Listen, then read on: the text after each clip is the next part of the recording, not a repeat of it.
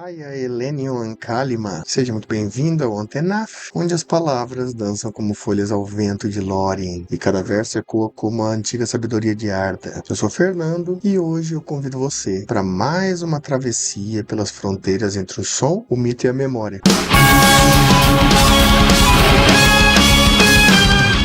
Esse é o segundo vídeo da nossa série faixa a faixa do álbum Nightfall in Middle-earth, da banda Blind Guardian. A canção de hoje é Into the Storm, uma das faixas mais interessantes e simbólicas do disco. E se você ainda não viu a parte anterior, onde refletimos sobre o interlúdio War of Wrath, eu recomendo clicar aqui no card e assistir antes de seguir. E claro, se você aprecia reflexões mitopoéticas, interpretações simbólicas e mergulhos filosóficos no legendário de Tolkien, não se esqueça de curtir esse vídeo e se inscrever aqui no canal Antenaf. E antes de começar, um aviso importante.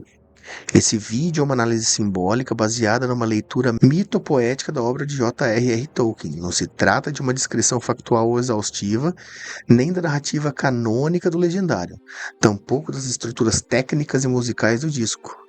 Em muitos momentos, eu parto do pressuposto de que você já tem alguma familiaridade com os eventos, personagens e atmosferas do mundo subcriado por Tolkien.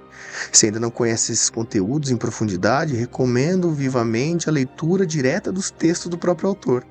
E também alguns excelentes canais aqui no YouTube mesmo, que se dedicam com rigor à teologia e à fidelidade narrativa. Esse espaço é um convite à reflexão. E claro, se algo despertar dúvida, curiosidade, fica à vontade para deixar aqui seu comentário, que é o possível para responder com atenção e cuidado. Vamos ao vídeo.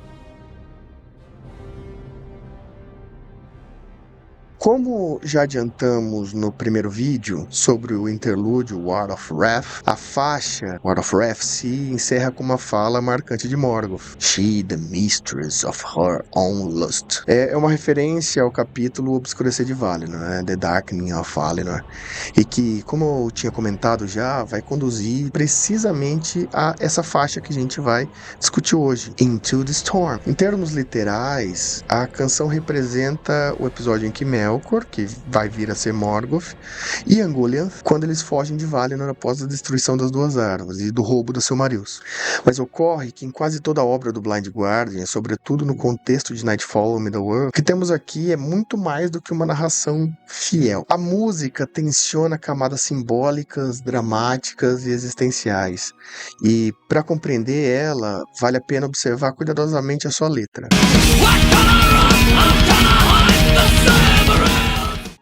À primeira vista, percebemos uma estrutura dialógica, um entrelaçamento de vozes entre Melkor e Ungoliant. Do lado de Melkor, vemos uma obsessão, uma narrativa dominada pelo encantamento e pela possessividade absoluta diante das Silmarils. É uma relação com um objeto místico que ecoa de forma inquietante a mesma aflição que os portadores do Anel conhecerão eras depois. Essa leitura, aliás, é destacada pelo próprio Hansi Kusch, vocalista e letrista da banda, que percebe em Melkor uma angústia paralela. Tormento de desejar aquilo que tornou símbolo de poder, mas também de uma maldição. As passagens em que o Melkor pergunta desesperadamente para onde eu devo correr, onde eu posso esconder as Silmarils, vão contrastar com a sensualidade sombria da frase: "Oh, é doce como a escuridão paira ao redor."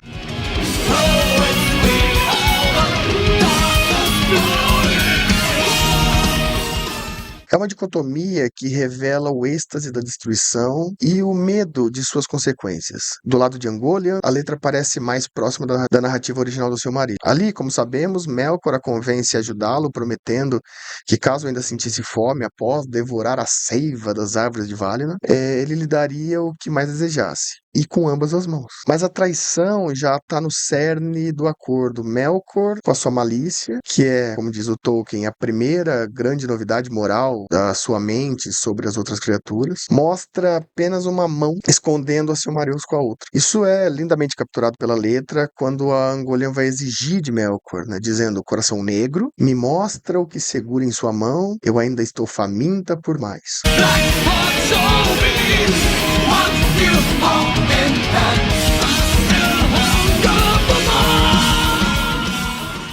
nesse ponto que a visão de Hansi se torna particularmente interessante. Ele interpreta Ungoliant não apenas como uma força voraz, mas como uma criatura atormentada. É quase como Karkaroff, lobo que devora Silmaril e a mão de Beren, vai enlouquecer de dor e agonia, né? Só que aqui a canção vai dar para Ungoliant uma voz de súplica que não parece estar no original, né? Ela lamenta a sua fome insaciável, clama por libertação e expressa uma dor muito forte.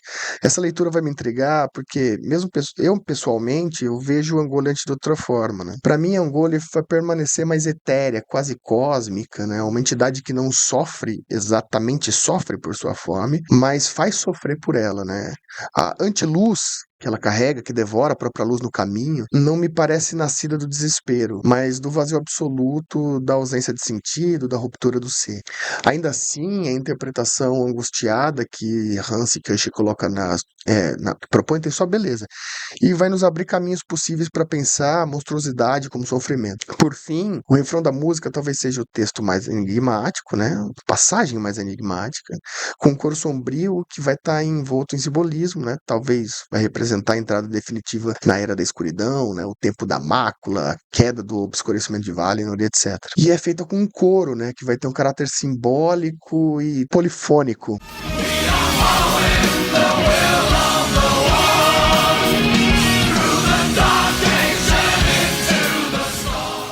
Mas vamos reservar isso para a parte seguinte da análise, onde a gente vai tratar dos sentidos mais profundos da canção. Nesse momento, vamos adentrar as interpretações simbólicas propriamente ditas.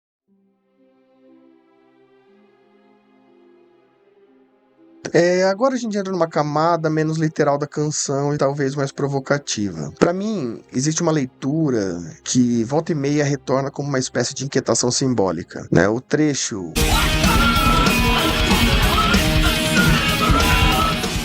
embora ela seja dita por Melkor na letra da música, pra mim, ela parece ecoar com perfeição em algo muito mais íntimo. Algo que pertence ao gênio íntimo de Fëanor. Pois parece estranho à primeira vista, mas veja, quando eu ouço essa estrofe, ela me soa muito como se estivesse sendo dita simultaneamente por Melkor e por Fëanor. É como se a música criasse uma duplicação deliberada, né? Um espelho temporal, um paralelismo narrativo entre essas duas figuras. E ainda que elas sejam diferentes em natureza, elas vão partilhar do mesmo abismo. O desejo de possuir aquilo que não pode ser realmente possuído. Né? Mas vamos começar por Melkor. Ele é, no princípio, o mais poderoso entre os Ainur. Ele participa da música da criação, né? Do Ainun Lindali, e ali introduz a sua própria dissonância. E Tolkien vai descrever que ele busca chama imperecível, mas não a encontra, pois ela está com Ilúvatar. A vontade de criar não é em si legítima, mas Melkor quer criar por si, a partir de si e para si, sem submeter à mediação do dom divino. E essa é a raiz da rebelião dele. Uma rebelião cósmica em que a música expressa com intensidade.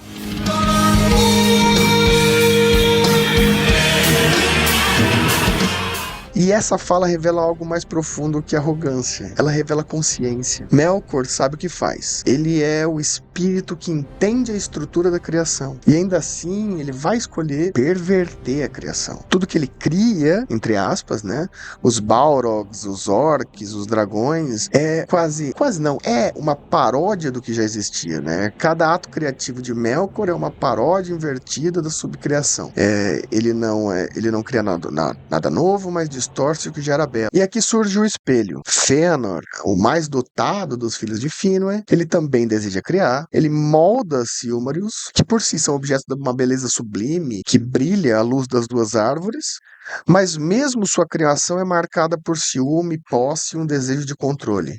Ele ama Silmarils, mas de uma forma que exige exclusividade, domínio e eternidade. Jenny Chance observa com lucidez que tanto Melkor quanto Fëanor tentam imitar a criação original de Ilúvatar, mas sem a ética do dom, ambos falham por vaidade e possessividade. A música então nos dá uma síntese poderosa. Melkor rouba aquilo que não pode criar e Fëanor cria aquilo que não pode controlar. controlar. Ambos violam o princípio da subcriação tolkieniana. É um conceito formulado por Tolkien em On Fairy Stories, segundo o qual criar com legitimidade exige humanidade diante do original de Ilúvatar, assim como a beleza das Silmarils, assim como a chama imperecível. Não pertence à criatura, mas pertence à fonte, e no entanto Melkor tenta tomá-la pela força e Fëanor tenta fixá-la no tempo, e ambos falham. Mas ambos o fazem com uma consciência trágica. A canção, então, pode ser lida como um lamento velado, quase imperceptível, mas profundamente presente. A frase I mean já não soa apenas como um desafio, mas como um epitáfio sussurrado, um eco de ruína. Tolkien, em Morgoth's Ring, descreve Melkor com palavras que se aplicam com perfeição a Fëanor.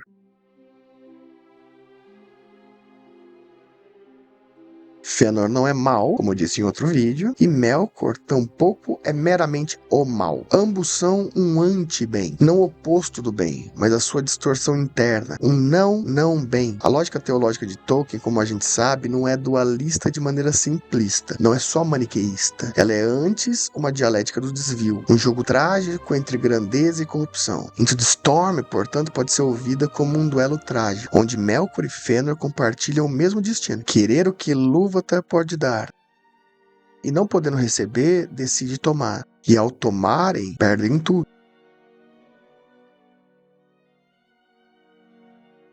Nessa parte, damos um passo além na análise e entramos no que talvez seja a camada mais densa da canção. Sua dimensão filosófica, para mim, é profunda.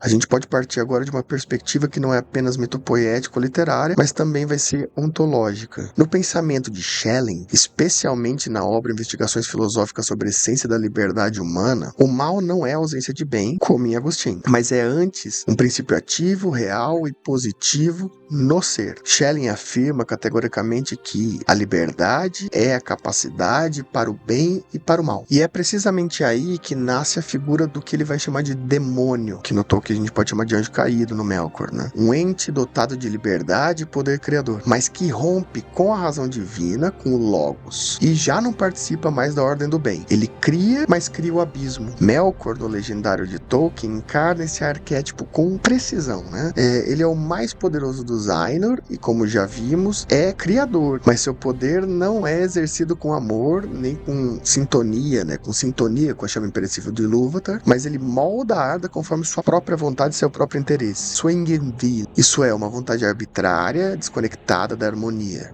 Tolkien escreve em Morgoth's Ring que Morgoth derramou sua essência no próprio tecido da matéria, de tal modo que Arda toda foi corrompida. E essa não é uma subcriação, como Tolkien propõe na On Fairy Stories. É uma anti-subcriação. Melkor não transforma com dom põe deformações. Ele não cria, ele nega bem com o poder. E como escreve o Schelling, que no fundo ainda jaz o sem regra, como se pudesse ter momento romper, né? Grund, o fundo do ser, é o lugar onde a liberdade emerge, mas também é a fonte do caos. Se essa liberdade não for iluminada pelo amor, ela se converte em princípio de desintegração ontológica. Schelling não vai hesitar. Ele vai dizer que esse princípio é precisamente o espírito do mal despertado na criação. O Melkor é esse Geistbusen. Ele não recusa a liberdade, ele vai exercer ela ao máximo, mas a põe em serviço de uma racionalidade criadora, que não quer comunhão, mas quer domínio. Ele sabe que o que faz não é belo, mas ele faz, e por isso se basta. Ele sabe que a luz não pode ser criada por ele, mas ele pode impedir a luz de brilhar para os outros, né? E Into the Storm vai captar esse paradoxo de forma poderosa. Eu insisto, quando o coro diz I mean, eu não ouço arrogância, ou pelo menos apenas arrogância, né? A gente ouve consciência. O Melkor sabe que perdeu de alguma forma, e ainda assim ele escolhe deliberadamente a abjeção. E isso é absolutamente schellingiano, né? Porque para o Schelling, Melkor é o daimon. Ele tem a liberdade plena, mas ele usa para negar o bem, e ele cria, mas ele cria desde o caos e não desde a luz. Sua razão é inversa, seu logos é negativo. Ele é o criador do abismo, não um criador segundo a graça. O que Tolkien vai desenhar com Melkor e o que o Blind Guardian traduz na música é o retrato do que se rompe com a origem e escolhe fundar o seu mundo sobre a ruína.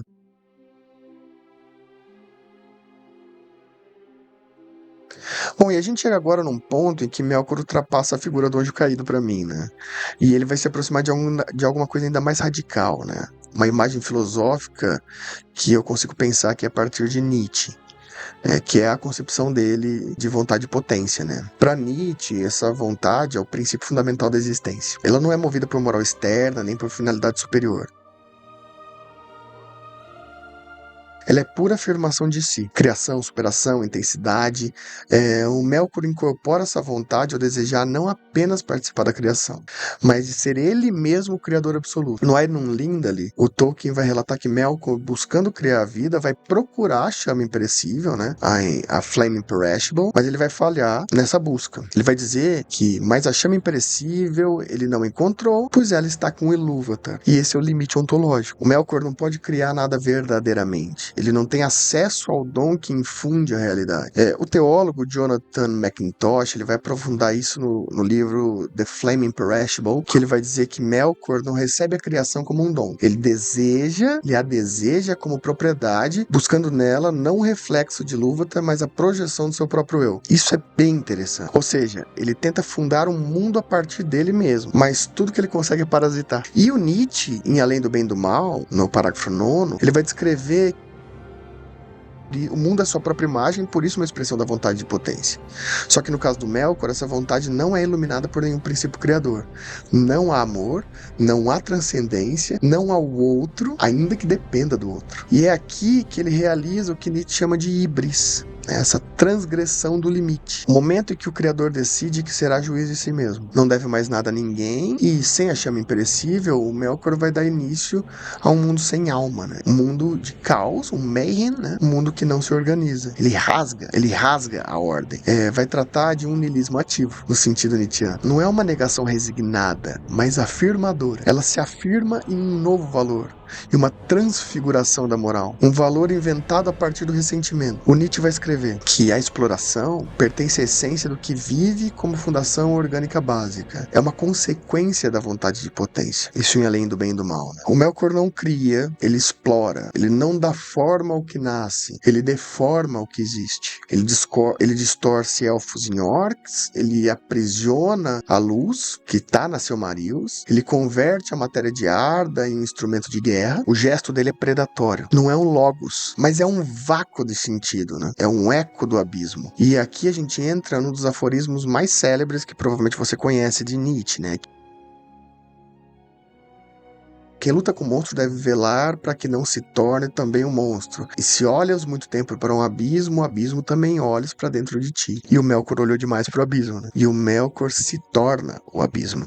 A tentativa de autoafirmação dele, no fim, retorna sobre ele como uma ruína ontológica.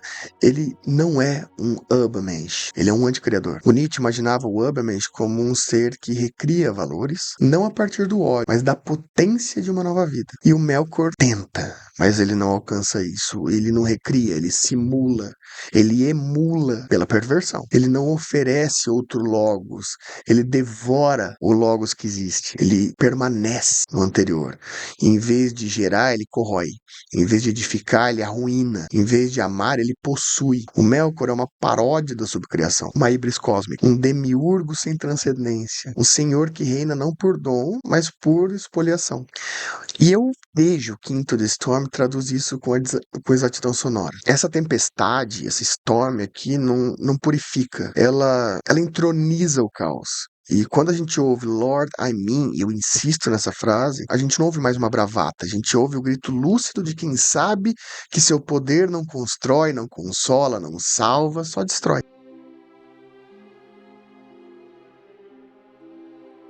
Eu preciso me concentrar um pouco no refrão.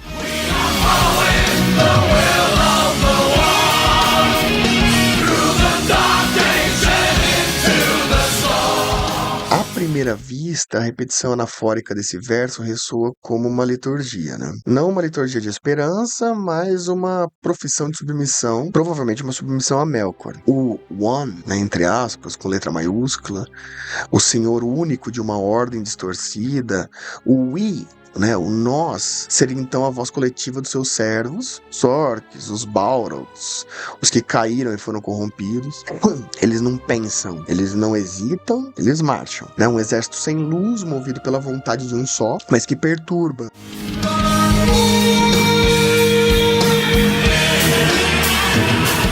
O que verdadeiramente fere o ouvido do ouvinte atento é a frase que rompe o refrão, que é Lord, I mean. Quem fala aqui? Quem é esse Lord? E o que significa confessar ser mal? Se for Melkor quem fala, então temos aqui o seu grito existencial. Não mais o Vala altivo, mas uma criatura que, ao olhar para si, vê apenas o vazio glorificado da própria malícia. É o prazer mórbido de quem se basta em sua perversão. Um eco do inferno solitário. Autocondenação como culto. Mas também tem outra possibilidade, mais trágica ainda. E se esse Lord for Eru Ilúvatar? E se for Ilúvatar? Então esse verso é uma prece invertida, né? O Melkor, ainda que rebelde, ainda que usurpador, ainda lembra, ainda sabe de onde ele veio. Ele é um Vala, foi criado pela música, participou da música, ainda que pervertendo ela. A chama imperecível ainda toca, ainda que ele tenha negado ela e desejado. E aqui é uma nota de mistério, né? Será que essa maldade é também paradoxalmente parte do desígnio providencial?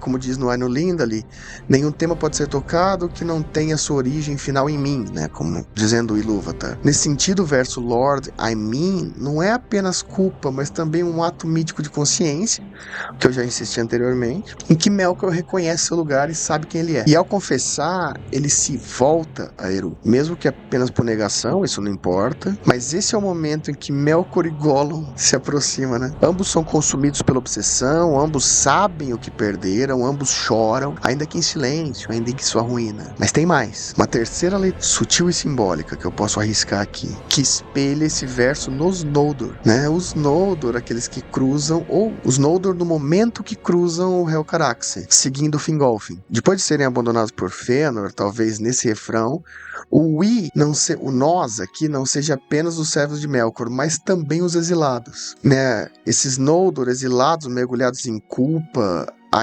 eles ainda seguem adiante na travessia do Helcaraxë, o caminho de gelo, um caminho de perda, de penitência, em uma marcha into the storm, né? Veja, esses Noldor não estão seguindo Melkor e também não estão seguindo Fëanor. Eles seguem um propósito maior, talvez sim o juízo de Ilúvatar. Talvez a esperança da redenção. Eles estão, following the will of the one. Following the will of the one. E isso ganha outro tom, né? Não é mais apenas o grito dos corrompidos, é também o cântico dos que erraram. E agora tinham a dor como caminho de retorno. E nesse sentido, nessa possibilidade, o Lord, I mean, pode ser também dito por Fingolfin. Ou pelos Noldor que vão seguir ele, né? Não como uma exaltação do mal, mas como uma confissão de peso, uma confissão do erro, do sangue derramado em Alqualond, da imprudência, da soberba, da saudade. E daí o refrão vai se tornar ambíguo, duplo, espelhado de novo, como na primeira parte e como a própria Silmaril, que brilha e queima, como Melkor, que conhece a luz, mas rouba, e como os Noldor, que amaram demais e por isso caíram. Dessa forma, Into the Storm não é apenas uma marcha do mal, mas também uma peregrinação do arrependimento. E esse One, ora Melkor, o falso deus, ora Ilúvatar, o criador, se sobrepõe como reflexo no lago partido. Esse é o poder do símbolo. Ele não diz o que é, ele revela, ele é apocalíptico, que é um reflexo, claro, de nós mesmos, né? Imagino que Tolkien pode ter pensado nisso.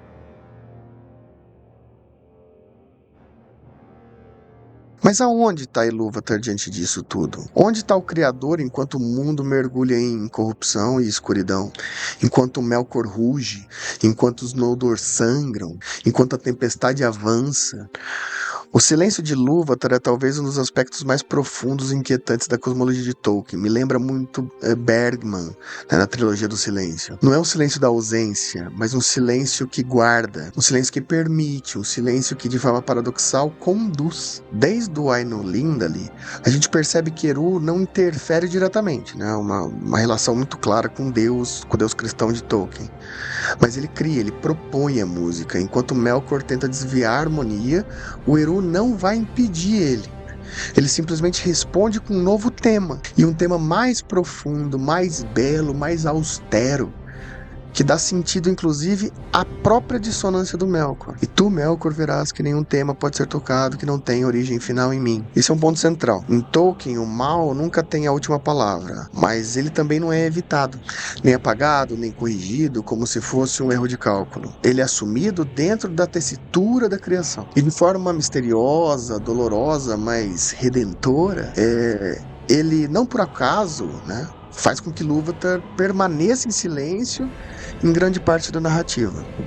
Ele não intervém quando Melkor se encontra com Ungoliant, ele não vai pedir o fratricídio dos Noldor, ele não vai anular a traição do Maeglin, nem a ruína de Gondolin, né? Mas ele vai estar lá, não como um deus ex machina, mas como um mistério que envolve todas as coisas. Que todas caminham para o mesmo lugar. Esse silêncio por vezes parece cruel, como quando esses Noldor vão cruzar o Helcarax e muitos vão morrer pelo gelo, né? Inclusive a esposa do Fingolfin.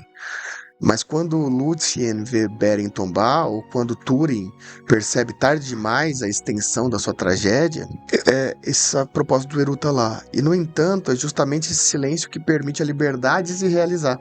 É um conceito bem cristão, mas aqui toma uma dimensão interessantíssima. Se Ilúvatar fosse um deus intervencionista, a história seria determinação. Mas como ele permanece em silêncio, a história vai se tornar drama. A história vai se tornar escolha. E nesse ponto, Tolkien se afasta tanto do maniqueísmo simplista, como eu falei, não é esse maniqueísmo que muita gente fala, quanto do otimismo moral absoluto. Ele não vai propor um mundo onde o bem sempre vence, e nem o mal, mas um mundo em que o bem, ainda que ferido, redime até a ferida, né? Assim como no Frodo, que vai para Valinor depois. A maldade do Melkor, o exílio dos Noldor, a ruína das Silmarils, tudo isso não é apagado, mas é reescrito num sentido maior, que só se revela no final. É o melhor. Quando não se revela completamente, é porque o desígnio de Ilúvatar é inexprimível, é providencial, né? E a música não é ouvida. Que é ouvida, mas ela é jamais compreendida na totalidade. E esse é o lugar da esperança em Tolkien. Não é certeza e não é poder. E também não tá na previsibilidade, mas no dom do mistério. Que mesmo a queda pode ser transfigurada. Aí sim é transfiguração da moral, veja. Não no Melkor, mas o Nietzscheanismo tá aqui. Quando Melkor canta sua dissonância, Ilúvatar não destrói ela. Ele responde com uma nova melodia. Quando Fëanor rompe com os Valar, Ilúvatar não o castiga, ele permite que a tragédia dele surja também a coragem, que da tragédia dele surja também a coragem. Como em Fingolfin, como em Finrod, como em Galadriel, o silêncio de Ilúvatar, portanto, não é o silêncio do abandono, é o silêncio de um bordado cósmico, onde cada linha, e até mesmo a mais escura, é parte de um tecido que só vai ser visível na plenitude do tempo. Talvez por isso, o refrão "We are following the will of the One" ressoa com tamanha ambiguidade, porque o One pode sim ser Melkor, mas também pode ser Ilúvatar. A tempestade, a escuridão, a dor, elas não são apenas expressões da maldade. Eu insisto, o maniqueísmo não é tão simples de Tolkien. Muita gente coloca ele como uma estrutura de bem e mal, mas não é bem assim. Eles não são só a expressão da maldade, eles são também o campo onde a luz é chamada a se manifestar. Tolkien escreve uma cosmogonia onde o mal é real e a liberdade é trágica. Mas o dom é mais antigo que a ruína. E assim, voltamos à tempestade.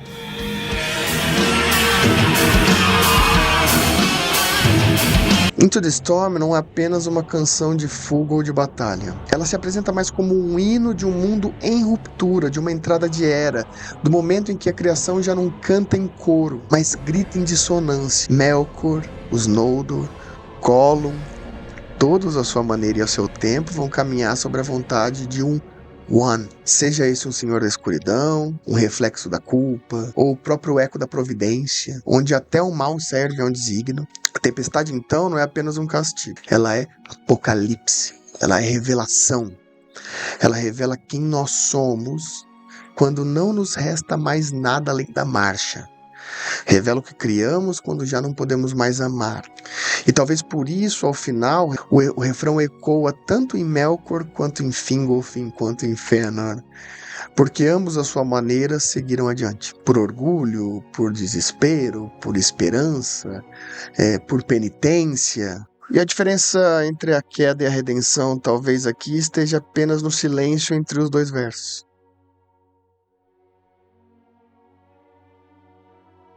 Se você ouviu aqui, obrigado por caminhar comigo à beira dessa tempestade e que Ilúvatar nos guie quando nossas próprias melodias falharem. Não esquece de curtir o vídeo, compartilhar com quem tem interesse nesse universo e se inscrever aqui no canal. E claro, na Maria.